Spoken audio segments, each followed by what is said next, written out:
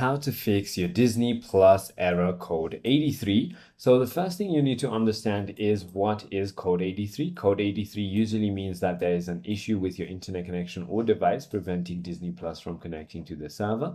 So the first thing you want to try to do is go to help.disney.com, or you can also go to downdetector.com and check if Disney Plus service and servers are all operational. If that is not the case, you want to simply make sure that your device is connected to a stable internet connection and try toggling between your Wi-Fi and your cellular data. And if not, you can try restarting your router as well. You can also try restarting your mobile device because a simple restart can fix temporary glitches. If you're on an Android device, go to Settings, App, Disney Plus, and then Storage, and simply go ahead and clear cache. If your application is not up to date, simply go to your App Store or Play Store and make sure that your application is up to date. And if nothing works, you want to go to help.disneyplus.com. I hope this video clarifies everything for you. If you have further more queries, feel free to comment down below, and I'll see you on the next one.